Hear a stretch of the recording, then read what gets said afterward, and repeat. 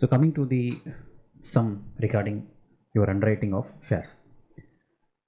So underwriting of shares, a company issued 50,000 equity shares of 100 each at par. The whole of the issue has been underwritten by Shivam and Company. The whole of the shares are applied for and all the applications were accepted. Calculate commission payable to the underwriter. So first in the underwriting concept, once again we'll do a revision, right? So suppose ஒரு company இருக்குது, சரி company ஏன்னு வச்சுக்கிறேன். இது என்ன பண்ணுறது, public வந்து share issue பண்ணுறாங்க. சே ஒரு ஷேர் வந்து தேர் இஷ்யூயிங் சே 2000 ஷேர்ஸ் தேர் இஷ்யூயிங், ரைட்டா? இப்போது பப்ளிக் வந்து பார்த்திங்கன்னா இந்த ஷேர் வந்து சப்ஸ்கிரைப் பண்ணணும். சப்ஸ்கிரைப் பண்ணால் தான் ஃபர்தராக வந்து கம்பெனி ஆக்ஷன் எடுக்க முடியும். சப்போஸ் சே இந்த பப்ளிக் வந்து இந்த கம்பெனியோட ஷேரை சப்ஸ்கிரைப் பண்ணின்னு என்ன ஆகும்? Definitely there will be a loss for the company. Second thing, அவங்க இஷ்யூ பண்ண ஷேர்ஸும் யாரும் சப்ஸ்கிரைப் பண்ணாமல் இருந்தாவே அது ஒரு கம்பெனியோட குட்வில்லும் பாதிக்கும். ஸோ இந்த மாதிரி ஒரு ரிஸ்க்கை வந்து அவாய்ட் பண்ணுறதுக்கு கம்பெனி என்ன பண்ணுவாங்கன்னா, இவங்க ஒரு பப்ளிக் இஷ்யூ பண்ணுறதுக்கு முன்னாடி, ஷேர் இஷ்யூ பண்ணுறதுக்கு முன்னாடி, தட் இஸ் ப்ரீ இஷ்யூ சொல்லுவோம். இந்த ஷேர் இஷ்யூ பண்ணுறதுக்கு முன்னாடி என்ன பண்ணுவாங்க, they will be having a contract. ஒரு கான்ட்ராக்ட் என்டர் பண்ணுவாங்க. யார் கூடனா ஒரு பார்ட்டி இருப்பான், அவன் பேர் தான் அண்டர் ரைட்டர்.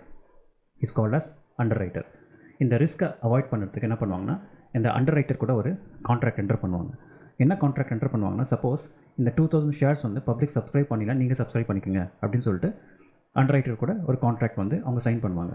அப்போது இது வந்து ஆக்சுவலாக என்னென்னா, இது நம்ம டிவால்மெண்ட் சொல்லுவோம். டிவால்மெண்ட் அப்படின்னு ஒரு கான்செப்ட் இருக்குது. இது என்னென்னா, கம்பெனி வந்து அதோட ரிஸ்க்கை வந்து ட்ரான்ஸ்ஃபர் பண்ணுது. கம்பெனி என்ன பண்ணுதுன்னா, இதோட ரிஸ்க்கை வந்து ட்ரான்ஸ்ஃபர் பண்ணுறது அண்டர் ரைட்டருக்கு. ஸோ அண்டர் ரைட்டர் வந்து சும்மாலாம் சப்ஸ்கிரைப் பண்ண மாட்டான். சப்போஸ் ஷேர்ஸ் அன்சப்ஸ்கிரைப் ஆச்சுன்னா மொத்த ஷேர் இவனே வாங்கிப்பான். அந்த ரிஸ்க்கை பியர் பண்ணுறதுக்கு அண்டர் ரைட்டர் வில் பி என்ன பண்ணுன்னா, company has to pay the commission கண்டிப்பாக கொடுத்தாகணும். That is very important. Second things பார்த்திங்கன்னா, அண்டர் ரைட்டிங் பார்த்திங்கன்னா 3 டைப்ஸ் ஆஃப் அண்டர் ரைட்டிங் இருக்குது. இப்போது அண்டர் ரைட்டிங் அப்படின்னு சொல்ல போனால் 3 டைப்ஸ் ஆஃப் அண்டர் ரைட்டிங் இருக்குது. ஒன்று வந்து ஃபுல் அண்டர் ரைட்டிங், ஒன்று வந்து பார்த்திங்கன்னா பார்ஷியல் அண்டர் ரைட்டிங், ஒன்று வந்து பார்த்திங்கன்னா ஃபர்ம் அண்டர் ரைட்டிங். ஃபுல் அண்டர் ரைட்டிங்னா, சப்போஸ் கம்பெனி வந்து ஒரு 2000 ஷேர்ஸ் இஷ்யூ பண்ணுறாங்கன்னா, அதே போல் அண்டர் ரைட்டர் என்ன பண்ணுவார்னா, அதே 2000 ஷேர்ஸும் நான் வந்து மொத்தமாக வாங்கிக்கிறேன் அப்படின்னு சொல்ல போனால் இது ஃபுல் அண்டர் ரைட்டிங். பார்ஷியல் அண்டர் ரைட்டிங்னா, சப்போஸ் கம்பெனி வந்து சேம் அதே 2000 ஷேர்ஸ் இஷ்யூ பண்ணுறாங்க. அண்டர் ரைட்டர் என்ன சொல்கிறேன், நான் வந்து I be getting only 1200 shares only I be taking the risk. நான் 1200 ஷேர்ஸ் மட்டும் தான் அண்டர் ரைட் பண்ணுவேன் அப்படின்னா, ரிமைனிங் 800 பார்த்திங்கன்னா it is not under written, ரைட்டா? அப்போது இது வந்து பார்ஷியல் அண்டர் ரைட்டிங் சொல்லுவோம். ஸோ பாதி என்ன எடுத்துருக்காங்க, 2000ல் 1200 மட்டும் அண்டர் ரைட்டர் வந்து ரிஸ்க்கை பியர் பண்ணிக்கிறாரு, ரைட்டுங்களா? அப்போ இது partial underwriting. Firm underwriting என்னென்னா, சப்போஸ் கம்பெனி 2000 ஷேர்ஸ் இஷ்யூ பண்ணுறாங்க. இந்த கேஸில் ஃபர்ம் அண்டர் ரைட்டிங் அப்படி சொல்ல போனால், பப்ளிக் வந்து ஷேரை சப்ஸ்கிரைப் பண்ணுறாங்களோ ஷேரை சப்ஸ்கிரைப் பண்ணாமல் இருக்கிறாங்களோ, என்டையர் லைபிலிட்டி வந்து அண்டர் ரைட்டர் மேலே தான் இருக்கும். Entire liability is on under writer. எல்லாமே வந்து இவன் தான் லயபிள், ரைட்டா? ஸோ ஃபார்ம் அண்டர் ரைட்டிங் மட்டும் என்னென்னா, பப்ளிக் ஷேரை சப்ஸ்கிரைப் பண்ணுறாங்களோ இல்லை ஷேர் சப்ஸ்கிரைப் பண்ணாமல் விட்டுறாங்களோ, மொத்தம் ரிஸ்க்கும் பார்த்திங்கன்னா அண்டர் ரைட்டர் தான் ரெஸ்பான்சிபிள். அவர் வந்து அந்த ரெஸ்பான்சிபிலிட்டி விட்டு வெளியே போக முடியாது. அதுதான் வந்து 3 டிஃப்ரென்ஸ் இருக்குது. ஸோ அண்டர் ரைட்டிங் 3 டைப்ஸ் இருக்குது. Full underwriting, partial underwriting and firm underwriting. So underwriting பண்ணுறதுக்கு we have to pay a commission. So commission எப்படி கொடுப்போம் அப்படின்னு சொல்ல போனால், ஒரு ப்ரொவிஷன்ஸ் இருக்குது. கம்பெனி ஆக்டில் ஒரு ப்ரொவிஷன் இருக்குது, இல்லை SEBI guidelines. So SEBI guidelines, செபினா securities exchange board of India. இது is a regulator of stock market. அப்படி இல்லைன்னா section 40 subsection C of Companies Act 2013. Companies Act 2013 இது படி பார்த்திங்கன்னா, ஈக்விட்டி ஷேர் சப்போஸ் நம்ம இஷ்யூ பண்ணுறோன்னா, இது வந்து அண்டர் ரைட்டருக்கு எவ்வளோ கமிஷன் கொடுக்கணும்னா 5% of issue price.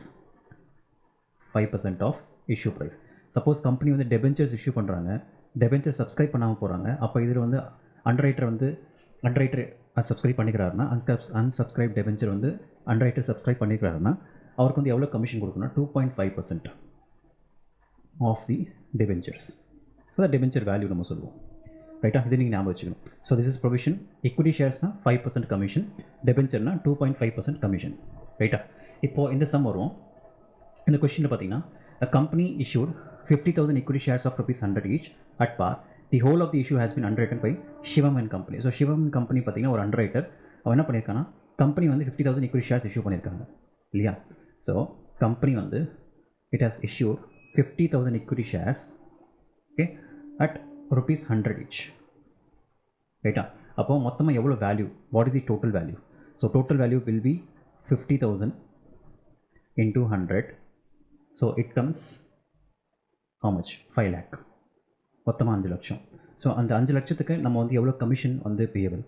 So commission payable யாருக்கு கமிஷன் கொடுக்க போகிறோம்? அண்டர் ரைட்டருக்கு. ஏன்னா மொத்தமாக வந்து அவன் அண்டர்ரைட் பண்ணிடுறான்னு சொல்லலாம். இது வந்து ஃபுல் அண்டர் ரைட்டிங் சொல்லலாம். ஸோ மொத்தமாக அண்டர்ரைட் பண்ணுறதுக்கு 5% of the issue price, that is your value of the equity share. So 5% of 5 lakh, which comes around 25,000. So 25,000 தான் we will be paying the commission to the underwriter.